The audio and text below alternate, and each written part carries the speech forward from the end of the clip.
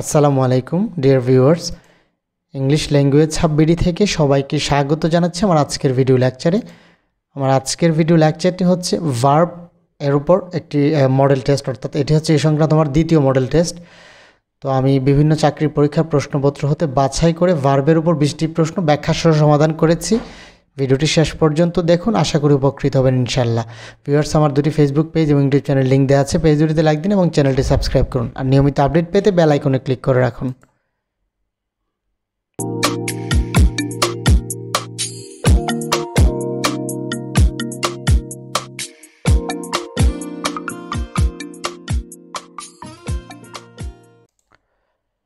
Number 1, the word still has been used as a verb in, অর্থাৎ still কোথায় verb হিসেবে ব্যবহৃত হয়েছে।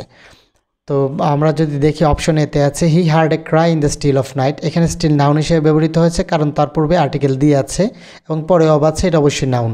We can still make plenty of progress, এখানে still adverb হিসেবে ব্যবহৃত হয়েছে কারণ we can make plenty of progress বললে সেন্টেন্সটি অর্থপূর্ণ হয়। সুতরাং এখানে স্টিল হচ্ছে অতিরিক্ত শব্দ যেটি মেক ভার্বটিকে মডিফাই করতেছে, সুতরাং এটা হচ্ছে এখানে adverb. Mosquitoes lay eggs in still water, এখানে ইন একটা প্রিপোজিশন, তারপরে দুটি ওয়ার্ড আছে, প্রথমটি অ্যাডজেক্টিভ এবং পরেরটি নাউন, সো এখানে still adjective. Mother still their babies with lulling song, এখানে হচ্ছে স্টিল ভার্ব হিসেবে ব্যবহৃত হয়েছে। স্টিল মানে হচ্ছে নিশ্চুপ করা বা স্তব্ধ করা, সেই অর্থে মায়েরা তাদের বাচ্চাদেরকে ঘুম পাড়ানি গান শুনিয়ে ঘুম পাড়ায়, সেটা হচ্ছে এখানে স্টিল ভার্ব হিসেবে ব্যবহৃত হচ্ছে। অপশন ডি হচ্ছে এখানে correct. Number 2, what is the verb form of the word suspicion. Suspicion এর ভার্ব ফর্ম কোনটি? সাসপিশন মানে হচ্ছে সন্দেহ, তো এটার ভার্ব ফর্ম হচ্ছে সাসপেক্ট। অপশন বি হচ্ছে এখানে correct. Number 3, which sentence is an example of a verbal noun. তো ভার্বাল নাউনের উদাহরণ নিচের কোন সেন্টেন্সটি? তো আমরা জানি যে ভার্বাল নাউন হচ্ছে ভার্বের সাথে আইএনজি যুক্ত হবে এবং তার পূর্বে একটি আর্টিকেল দি থাকবে এবং পরে অফ থাকবে, সেটাকে বলা হয় ভার্বাল নাউন। তো আমরা দেখতে পাচ্ছি একটাই আছে এখানে অপশন বিতে, ভার্বের সাথে আইএনজি যুক্ত হয়েছে এবং তার পূর্বে দিয়ে আছে, পরে অফ আছে, সুতরাং এখানে রিডিং ভার্বাল নাউন হিসেবে ব্যবহৃত হয়েছে। অপশন বি হচ্ছে correct. Number 4, to form a verb the prefix be is applicable to the work, অর্থাৎ কোন ওয়ার্ডের সাথে পূর্বে বি ব্যবহার করে নতুন ওয়ার্ড গঠন করা যাবে। এখানে ডিয়ারের পূর্বে বি ব্যবহৃত হয় না, আমরা জানি ফলসের পূর্বে বি ব্যবহৃত হয় না, তারপর লার্জের পূর্বেও না, সুতরাং অপশন এ হচ্ছে কারেক্ট, বি ফিট, অর্থাৎ ফিটের পূর্বে বি ব্যবহার করে নতুন ওয়ার্ড গঠন করা যাবে। অপশন এ হচ্ছে এখানে correct. Number 5, he will avail himself of the opportunity in this sentence, avail is an, অর্থাৎ অ্যাভেল এখানে কোন ধরনের ভার্ব? তো এখানে একটা যে ব্যাপার আছে সেটা হচ্ছে সূক্ষ্ম ব্যাপার। এখানে হচ্ছে যে অ্যাভেল এমন একটা ভার্ব যার পরে রিফ্লেক্সিভ প্রনাউন ব্যবহৃত হয়, অর্থাৎ সাবজেক্ট যে, এখানে আবার তার একটি রিফ্লেক্সিভ প্রনাউন, এখানে আছে হি, হি এর অবজেক্টিভ ফর্ম হচ্ছে হিম, তার সাথে সেলফ যুক্ত হয়ে রিফ্লেক্সিভ প্রনাউন গঠিত হয়েছে। সুতরাং এখানে অ্যাভেল ভার্বটি হচ্ছে রিফ্লেক্সিভ ভার্ব, অর্থাৎ রিফ্লেক্সিভ প্রনাউন যে ভার্বের পরে বসে সেই ভার্বটাকে আবার রিফ্লেক্সিভ ভার্ব বলা হয়, সুতরাং অ্যাভেল হচ্ছে রিফ্লেক্সিভ ভার্ব। অপশন এ হচ্ছে এখানে correct. Number 6, you ought to obey your parents, here ought to can be replaced with the word, অর্থাৎ অট টু কোন ওয়ার্ড দ্বারা রিপ্লেস করা যাবে? তো আমরা জানি অট টু উচিত অর্থে ব্যবহৃত হয়, অর্থাৎ you ought to obey your parents মানে তোমার মা বাবাকে সেবা করা উচিত বা মান্য করা উচিত, এখানে হবে। সো আমরা জানি যে উচিত অর্থে আবার শুড ব্যবহৃত হয়, সুতরাং অট টু এর পরিবর্তে শুড ব্যবহার করা যেতে পারে। অপশন সি হচ্ছে এখানে correct. Number 7, which of the following words is not a verb, অর্থাৎ নিচের কোনটি ভার্ব নয়?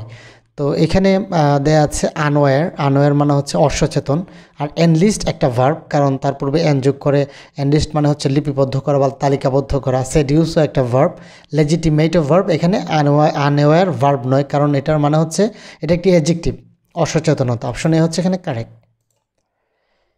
Number 8, choose the first participle form of the verb dual.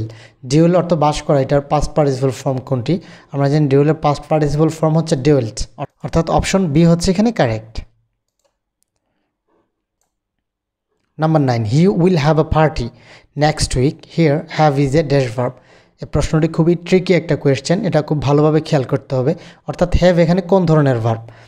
তো এখানে আমরা যদি খেয়াল করি, এখানে সেন্টেন্সটি হচ্ছে সাবজেক্ট হচ্ছে হি, উইল হচ্ছে এখানে অক্সিলারি ভার্ব, তারপরে হ্যাভ, পার্টি নেক্সট টু ইট এটা হচ্ছে অবজেক্ট।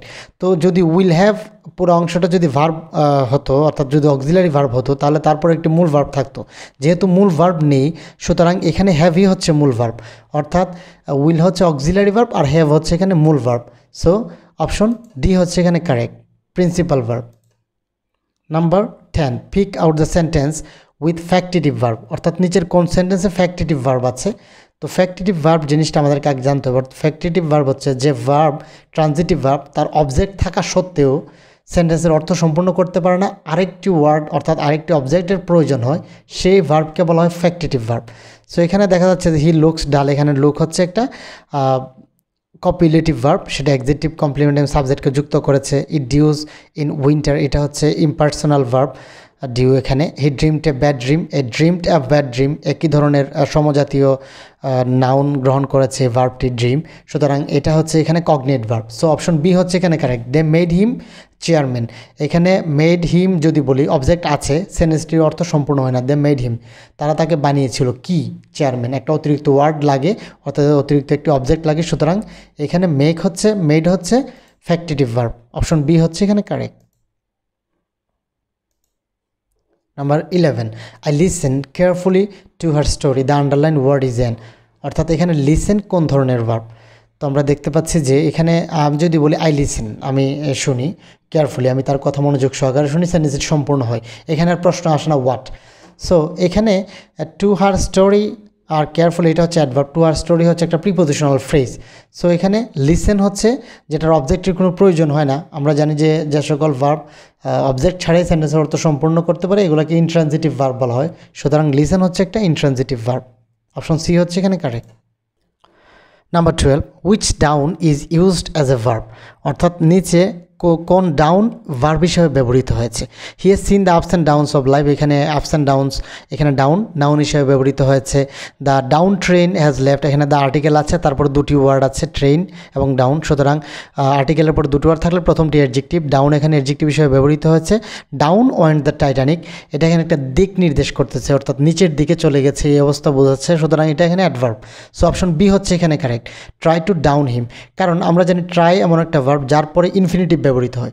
তো ট্রাইয়ের পরে ইনফিনিটিভ হচ্ছে টু ডাউন, তো ইনফিনিটিভ মানে হচ্ছে টু প্লাস ভার্বের বেস ফর্ম, সুতরাং এখানে ডাউন হচ্ছে ভার্ব। অপশন বি হচ্ছে এখানে correct. Number 13, the verb of the word width is, ওয়েডথের ভার্ব কোনটি? আমরা জানি যে ওয়েডথ এর ভার্ব হচ্ছে ওয়াইডেন, প্রশস্ত করা। অপশন সি হচ্ছে এখানে correct. Number 14, the dish smells delicious, in this sentence the word smell is an, অর্থাৎ এই সেন্টেন্সে স্মেল কোন ধরনের ভার্ব হিসেবে ব্যবহৃত হয়েছে। তো এখানে সূক্ষ্মভাবে খেয়াল করে দেখতে পাচ্ছি যে দ্য ডিশ সাবজেক্টকে পরবর্তীতে এখানে হচ্ছে একটা অ্যাডজেক্টিভ ডেলিশিয়াস, অর্থাৎ সাবজেক্ট এবং অ্যাডজেক্টিভ কমপ্লিমেন্টকে যুক্ত করেছে এই ভার্বটি। আমরা জানি যে এই ধরনের কাজ করে লিঙ্কিং ভার্ব বা কপিলেটিভ ভার্ব। কপিলেটিভ ভার্ব সাবজেক্ট এবং অ্যাডজেক্টিভ কমপ্লিমেন্টকে যুক্ত করে। আমি যদি বলি দ্য ডিশ স্মেলস, সেন্টেন্সটি সম্পূর্ণ হয় না, এখানে একটা অ্যাডজেক্টিভ কমপ্লিমেন্ট ব্যবহৃত হয়, ডিশটি কী রকমের স্মেল করে, ডেলিশিয়াস। সো এক্ষেত্রে স্মেল হচ্ছে লিঙ্কিং ভার্ব। অপশন সি হচ্ছে এখানে correct. Number 15, he made me do that, here make is an dash verb, অর্থাৎ মেক এই ভার্বটি এখানে কোন ধরনের ভার্ব হিসেবে ব্যবহৃত হয়েছে। তো এখানে সেন্টেন্সটি যদি খেয়াল করি, he made me do that মানে হচ্ছে যে সে আমাকে দ্বারা কাজটি করিয়েছে বা কাজটি করতে বাধ্য করেছে, তো সেই অর্থে এখানে মেক ব্যবহৃত হয়েছে, অর্থাৎ এখানে হি সাবজেক্ট এই মেকের কাজটি করতেছে না, সে অন্যকে দিয়ে করিয়ে নিচ্ছে, অর্থাৎ মি এখানে আমাকে দিয়ে করে নিচ্ছে, সুতরাং এখানে মেক হচ্ছে কজিটিভ ভার্ব। আমরা জানি যে ভার্ব এর সাবজেক্ট নিজে কাজ না করে অন্যকে দিয়ে কাজ করা, সেটা হচ্ছে causative verb. So option A হচ্ছে এখানে correct. Number 16, the verb form of the word justice, তো আমরা জানি জাস্টের ভার্ব ফর্ম হচ্ছে জাস্টিফাই, যেটা আছে অপশন বিতে।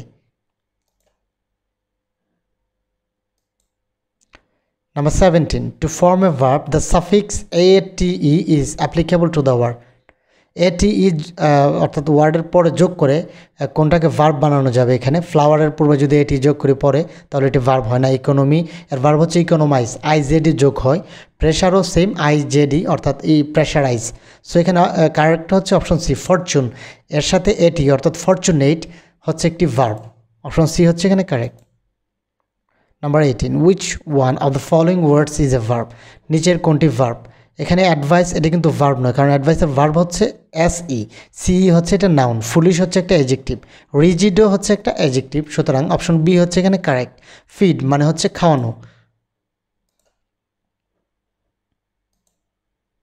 Number 19, which of the following sentence has auxiliary verb. এটা খুবই গুরুত্বপূর্ণ একটি প্রশ্ন, অর্থাৎ এখানে কোন সেন্টেন্সে অক্সিলারি ভার্ব আছে। তো আমরা যদি সেন্টেন্সগুলো খেয়াল করি, হি ইজ এ ডক্টর, এখানে ইজ কিন্তু অক্সিলারি ভার্ব নয়, কারণ এটা সেন্টেন্সের একমাত্র ভার্ব। আমরা জানি যে সেন্টেন্সের একমাত্র ভার্বকে বলা হয় মেইন ভার্ব বা প্রিন্সিপাল ভার্ব। সো ইজ এখানে প্রিন্সিপাল ভার্ব হিসেবে ব্যবহৃত হয়েছে। সেম অবস্থা এখানে শি হ্যাড প্যাশেন্স, এখানে হ্যাড একমাত্র ভার্ব, এটা প্রিন্সিপাল ভার্ব হিসেবে ব্যবহৃত হয়েছে।